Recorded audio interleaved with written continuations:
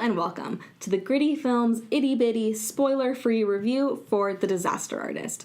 This is going to be the 2017 biopic just released in theaters, starring James Franco and Dave Franco as Tommy Wiseau and Greg Sestero, respectively. This movie is rated R for some language throughout and some sexuality and nudity. I guess you could say The Disaster Artist is kind of like if the movies Ed Wood and The Room had a baby, and that movie baby was directed by James Franco.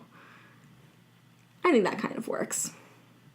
Now, first and foremost, if you haven't already seen The Room and you plan to see The Disaster Artist, see The Room first.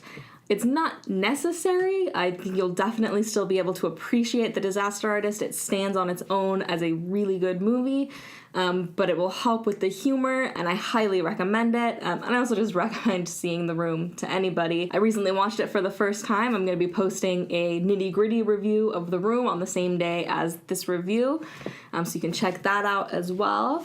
So one of the weaker aspects of The Disaster Artist is going to come in genre.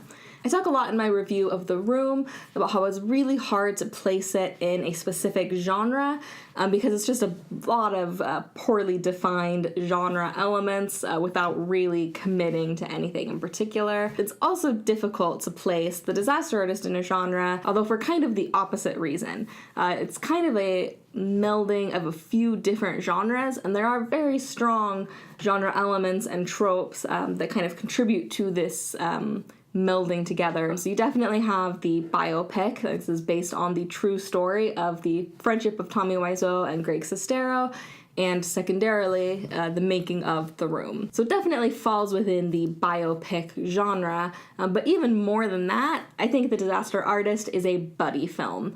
It's very much so about the friendship between Tommy Wiseau and Greg Sestero, and it definitely has some very silly and kind of outlandish moments that are pretty typical within a buddy comedy or even a bromance kind of genre. I think it has a lot more heart than you would normally see in a buddy comedy, and it also, the script is just very well crafted and has a lot more depth than you would normally get. It does fall into a cheesiness at times, which in a weird way I think is in there to kind of balance out the shenanigans that you get from Tommy Wiseau. And that says a lot, not just about Tommy Wiseau, but about the cleverness of this movie and the craftsmanship of the script, that they were able to balance it out that way. So it definitely, even though genre was one of the weaker areas of the movie, I think it does manage to do some strong and interesting things, particularly the biopic and buddy comedy kind of melding that we get here. So the genre category overall, I still gave an A-.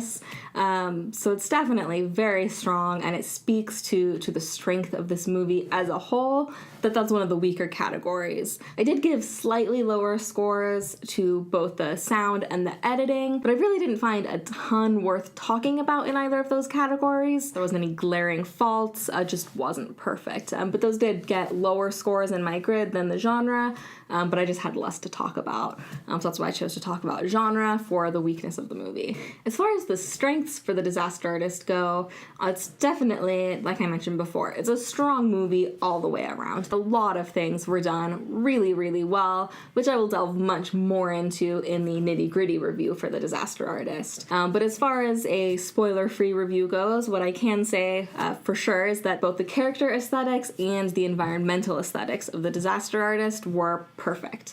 So what I mean by that, with character aesthetics, that's going to be hair, makeup, and costumes, and with environmental aesthetics, it's going to be sets, props, and locations. And what made this movie so perfect in both of those categories was largely just the way it was able to replicate so perfectly everything we see in The Room, from costumes to hair to makeup to even the prosthetics on James Franco to make him look so much like Tommy Wiseau.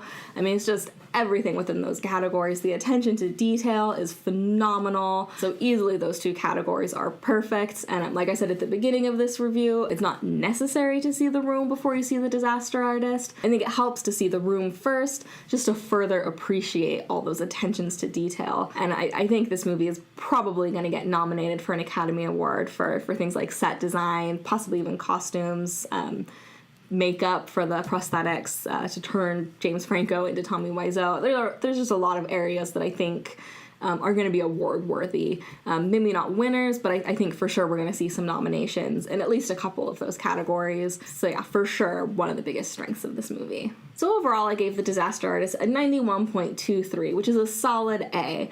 It's not quite a perfect movie, but it's extremely fun. It's funny, it's heartwarming, it's inspiring, it's got a lot of things going for it, and it's just a very well-crafted movie overall, and an interesting look at an interesting guy. I mean, Tommy Wiseau is, I'm like obsessed with him.